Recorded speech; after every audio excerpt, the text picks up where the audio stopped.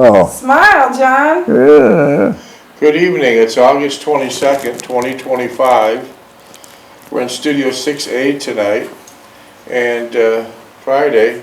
And it's my pleasure and distinct honor to be speaking with World War II frontline infantryman, Mr. John J. Jeckovich. How are you doing today? Very good, thank you. You're looking well in your new outfit. Very nice, very classy. You look nice. It makes you look 10 years younger.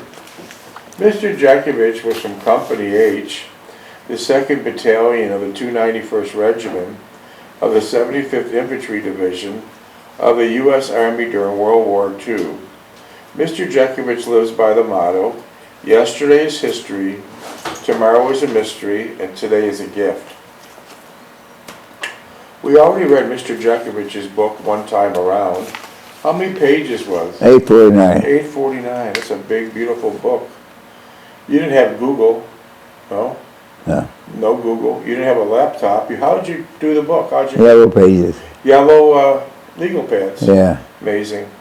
Well, now we're the second time around. We read this entire book to its entirety, and we're on chapter 10, which is Church Services in the Bulge. And this is page 254.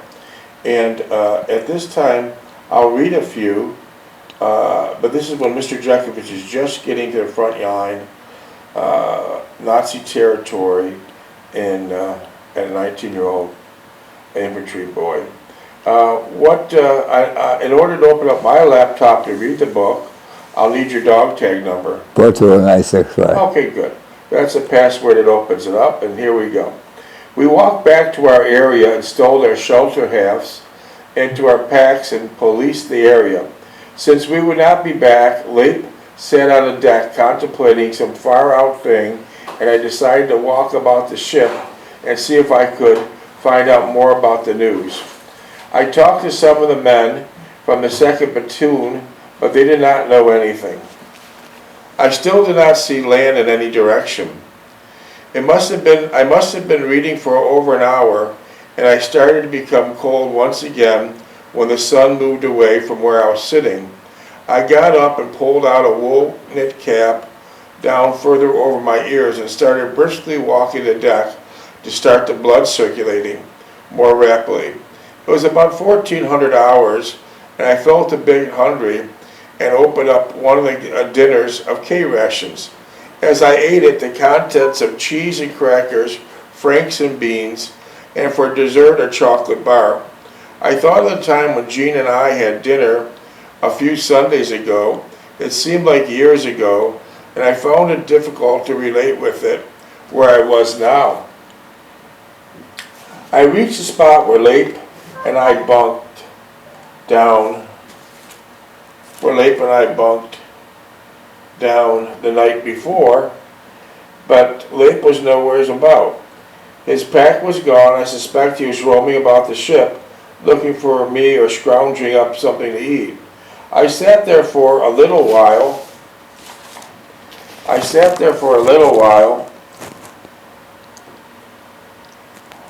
since the sun was casting its warm glow over the immediate area, and began reading once again.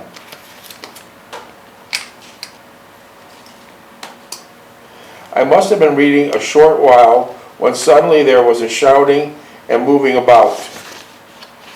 Do you remember that? There was a shouting and moving about. I could see land on a distant horizon.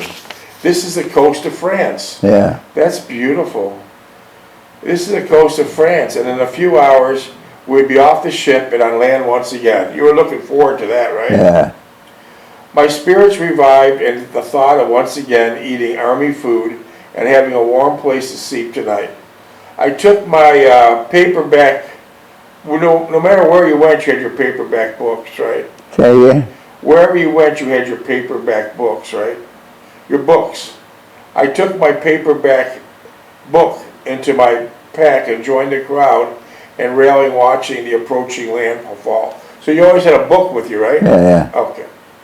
An hour later, the ship's public address system announced that all Army personnel would prepare to disembark within the next few hours. There would be lorries, which is trucks, waiting to transport us to the designated area. They finished the formal announcement with a good luck and good hunting. Yeah. Good luck and good hunting. You're not going into Nazi territory any day. We thought that was a rather prophetic and took it as a good omen and or a cautionary advisory. We landed at the Port Le Havre and immediately boarded huge tractor-trailer trucks.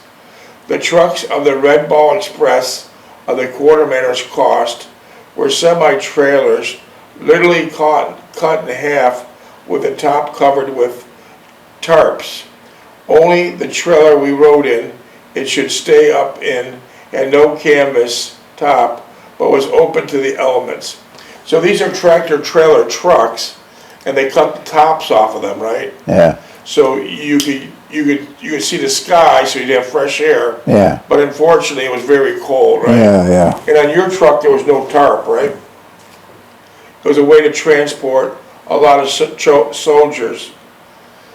We were herded into them like cattle. You were like cattle, right? Yeah. With our duffel bags, each trailer would take approximately 40 to 50 soldiers. That's a lot of soldiers in a tractor trailer. Yeah. Standing with their equipment. We would hang on to the curved metal canvas supports that straddled each side of the trailer. Since there was no canvas, it was a bitter cold ride with no way to shelter yourself from the cold and the wind created by the rapid movement of the tractor. How fast do these trucks go? 60 miles an hour. Oh boy, that's cold. 23 minutes. The drivers had no concern about their human cargo. Were the drivers military men? Yeah. But the drivers had no concern about their human cargo, nor did they care at all about our safety. They whisked down the narrow streets of a small farm towns at breakneck speed, escorted by several MPs on motorcycles, their sirens wailing and red lights blinking. You were an MP for a short time, right? No, just a couple of weeks Where were at? in Germany. Okay. What were your duties? Just watch the lawyers coming in.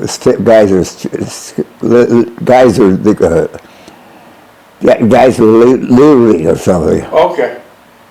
After an hour or so near freezing conditions and holding onto the uprights overhead, the driver maneuvered at curves and winding roads at great speed and finally reached our destination. So the driver didn't care who was in that trailer. Yeah. He was just driving like a maniac. Yeah. There was nothing there but an expanse of an open field.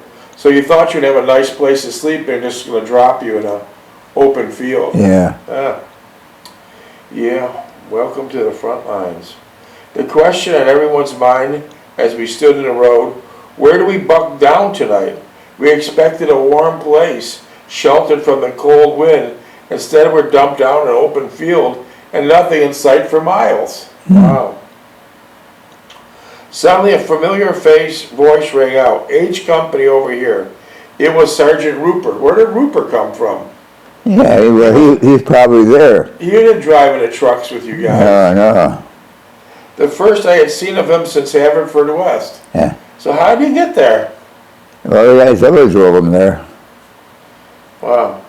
First squad over here yelled out in a southern twang, "You better hurry because it starts to rain and you'll be sleeping wet tonight." He drawled with his usual twinkle in his eyes as if he was enjoying every minute of watching us squirm and fidget, trying to adjust our new way of life. Leip and I formed our tent with two shelter halves and started to stretch it out onto the stakes when it started to rain. So that first night you were in the rain. Yeah. Cold rain. Yeah. We managed to get it set up before the deluge came down. We sat inside on the ground looking at the rain coming down, dejected and hopelessly bewildered and a little frightened. I took out my poncho from my duffel bag and put my helmet on my helmet liner. I told Leip I would go outside to reset the stakes before the tent came down on us from all the rain pounding in on it. Did many of the times you set up these tents with the rain or the snow, did your tent come down? Okay, what? Many times when you had to set up a tent, because of the heavy rain or heavy snow, did the tent actually come down? Yeah. It did come down? Well, yeah. Oh, wow. Wow, that's interesting. I asked Lake to pass out the entrenching tool, the trench around the tent. Others had the same idea. As I looked up, was once only an empty meadow with nothing but trees and scrub brush, and now there were several hundred pup tents set up neatly rowed. Somehow seeing all those tents made me proud and confident that despite everything, we'll do all right over here. Okay, because you've seen a large number, right? Yeah. We'll do all right over here. Okay. Sergeant Rupert came by in his poncho and helmet liner, informed me that there was a straw available at the nearby farmhouse. I relayed the message to Lape, but he only said he did not want to get wet for some itchy straw. Yeah. You remember him saying that? Yeah. After contemplating the trench, I walked to the farmhouse and picked up 2 bales of straw and carried them back to the tent. After cutting the baling wire with my trench knife,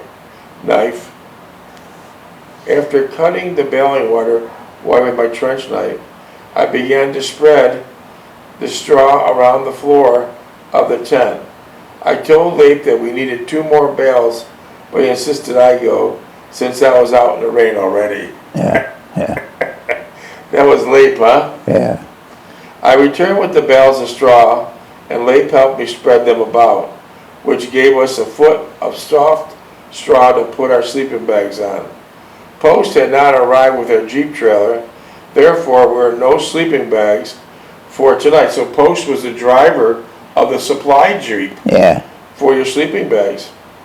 Lape was lying on the straw and politely instructed me not to get it wet, as I was drenched. I ignored the remark and stood outside as the rain stopped. I noticed a field kitchen being set up, which made its only bright spot in the already dismal picture. So they're still setting up a kitchen. Oh, yeah. Pretty damn good. Fink came by and said there would be hot coffee and sandwiches in about 30 minutes. GI coffee, he emphasized with a smile. Lape heard the news and I could hear him searching for his canteen cup. I told him to fetch mine also, and shortly thereafter he appeared at the entrance of the tent with the cups. We walked towards the field kitchen, and got our first whiff of freshly made coffee. It smelled great, and I put a whole new perspective on our situation. As we stood around drinking hot GI coffee and eating bologna sandwiches, did they make the bologna fried or did they just serve it cold? They were fried. Well, the cook It was good. they had cook set up. It was good. Kitchen was set up. Yeah. But the sandwiches were good, I'm trying to. Yeah. And found out we're a little outside Yavatah, 40 or 50 miles from Le Havre, southeast of Le Havre.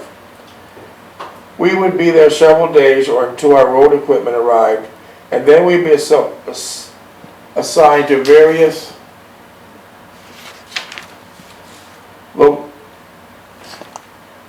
locations. Minutes, please. 16. We also informed that the reports of German paratroopers in GI uniforms in the area and to be on alert. So now you're pretty much getting into enemy territory, right? Yeah. We'd be issued live ammunition for our individual weapons, which we would carry at all times from now on. Okay. There would be a contingent on guard duty tonight, and we'd begin our assignments later in the day. While we're being briefed on the latest situation,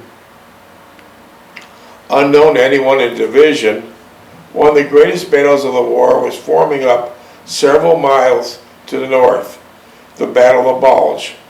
Hitler was making his last all-out offense of war.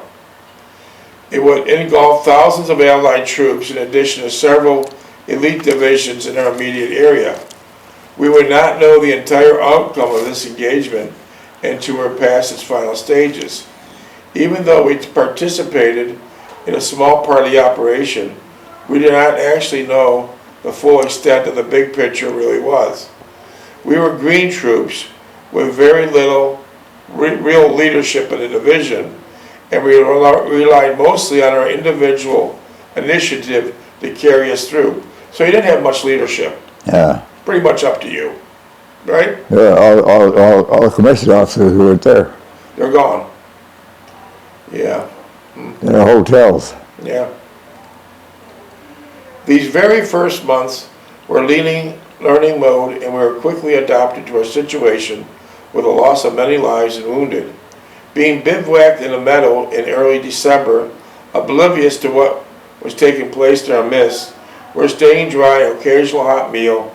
Our only concern was to be shattered in a short order. There were to be church services and confession for all Catholics at the nearby church and for all those not on guard or duty or some other detail. Fink informed us that the squad would be pulling guard duty from 100 to 500 hours and that we were free to attend church services, which would begin shortly. Where'd you have the church services on the field? No, in the church. There was a church there? Yeah. I'll be damned. I grabbed another canteen cup of coffee and walked back to our tent to tell Lape. I was going to church services and asked him if he wanted to come. He declined the offer and said instead he would take a nap in preparation for guard duty later on that night. So Lape didn't want to do too much. Yeah. The church in the little town, Athatot, was several hundreds years old, but was beautiful, maintained, and decorated. There were many civilians attending as well as many soldiers. I found a vacant seat in the rear, almost adjacent to the confessional. The French townspeople greeted me warmly and would utter something which I did not understand. There were quite a few GIs scattered throughout the church, and there were an opening of the confessional booth. I entered rather reluctantly. I did not speak French, and I wondered how I was going to have the priest receive my confession. I crossed myself and finished my "Bless me, Father, for I have sinned." I was surprised to hear the voice on the other side of the curtain speak in perfect English. You remember that? Yeah. Father had attended a seminary in Philadelphia for several years and was pleased to hear my confession. For my penance, he gave me 4 Our Fathers and told me to recite the rosary for the next 7 days. He blessed me. Stand by.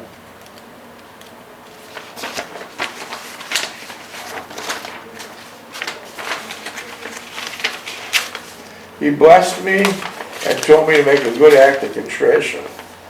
Back outside the church after services, I decided to walk to a little village. And it was not raining and it was still early. Although dark outside, it was the first time I had seen or stepped into any place where people spoke a foreign language. So this is the first time, right? Yeah. As I walked the single unpaved street, which is tiny cottages and barns attached to main houses, I compared it somewhat to Haverford West, but much on a more primitive level.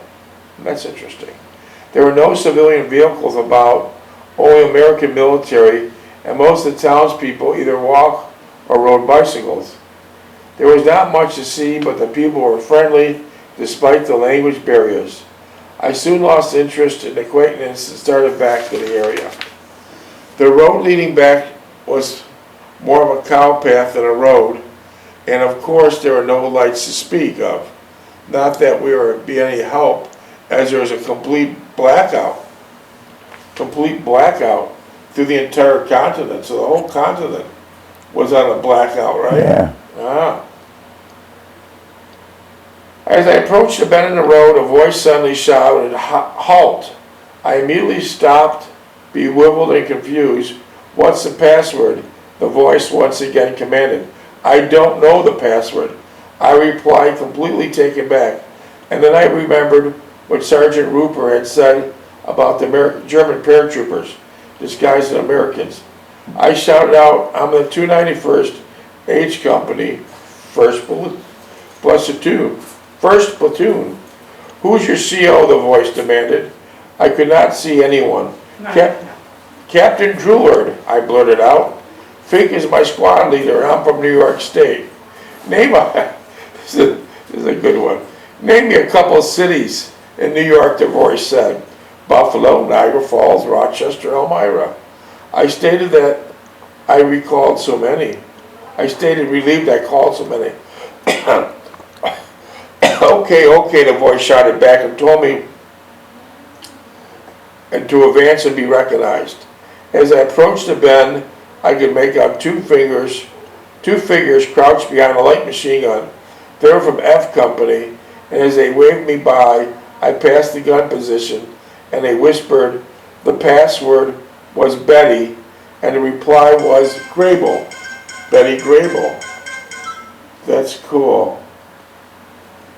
That's cool. I thanked them, and before I reached the area, I was challenged twice more.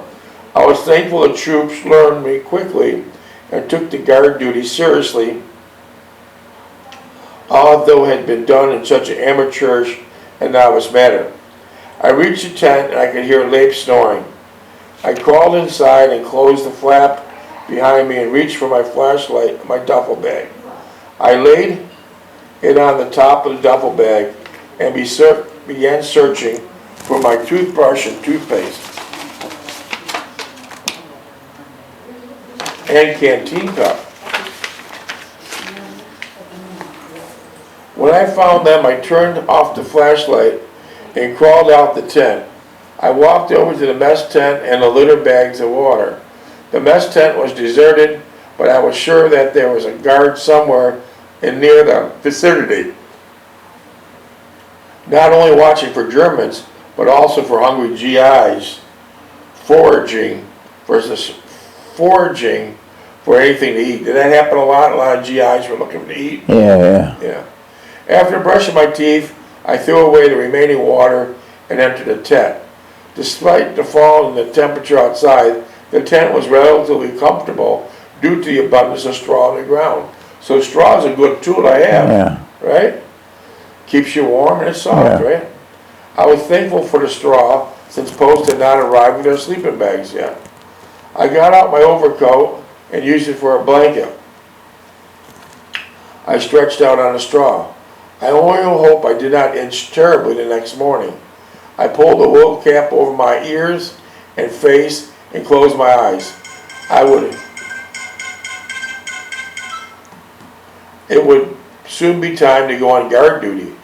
I thought of Ann and Jean and my mother and sister and concluded that none of them would imagine that I'd be sleeping in the middle of a field with an overcoat for a blanket. I did not understand it myself and shortly fell asleep. There were more talks of Germans wearing American uniforms. Did you see many Germans wearing American uniforms? Some, yeah. What would happen to them?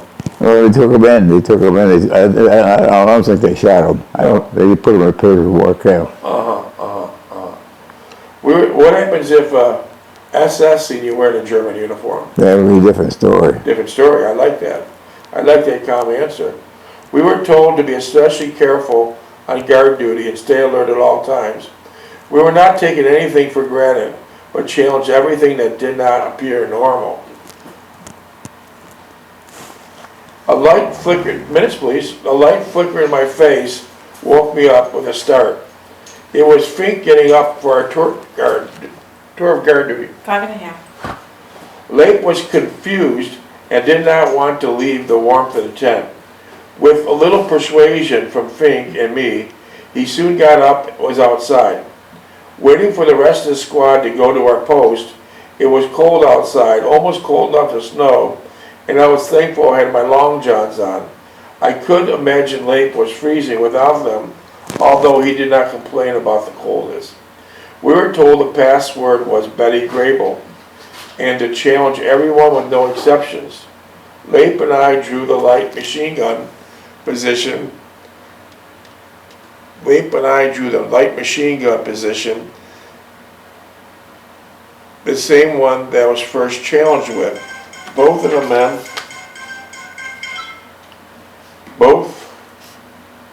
let's see here.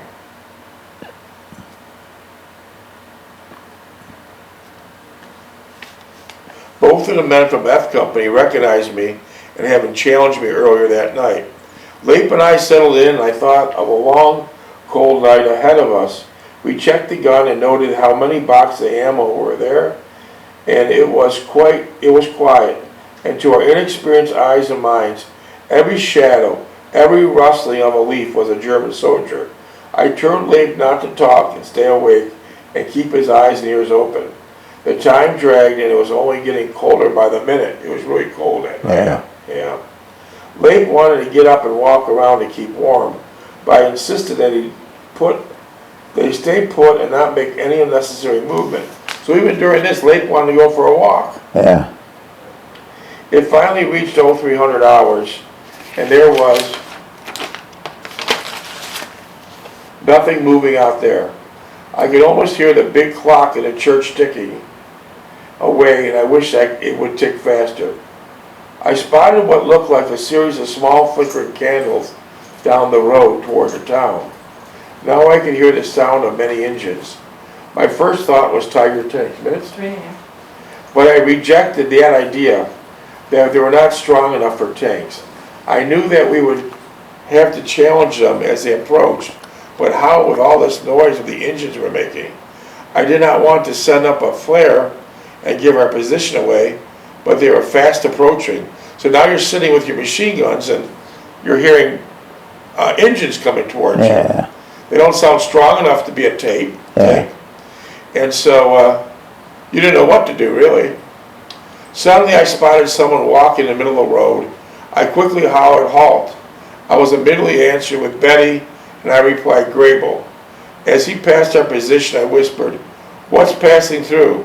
The long figure replied that there were road vehicles from the 291st just getting to hook up with the rest of the regiment.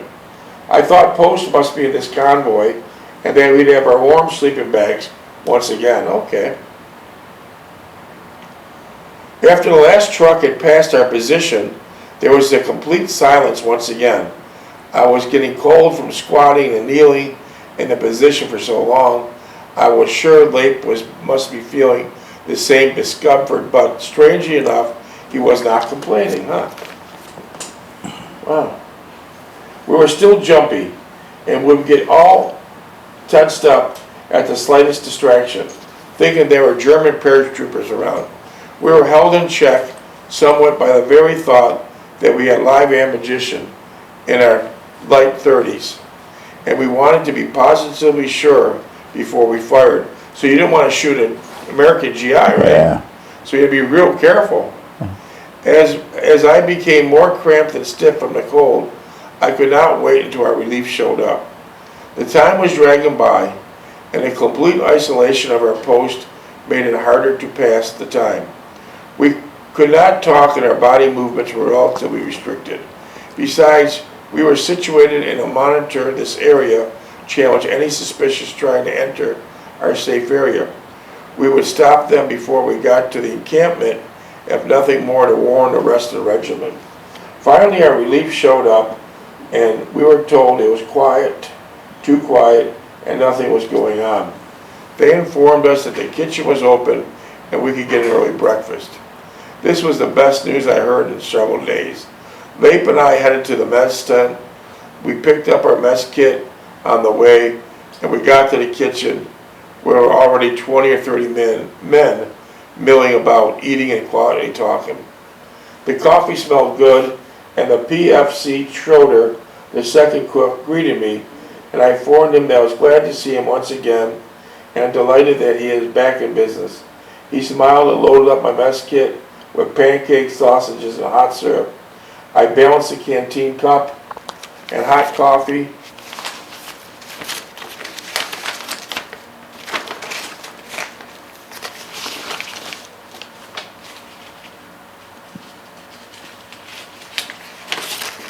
With my other hand.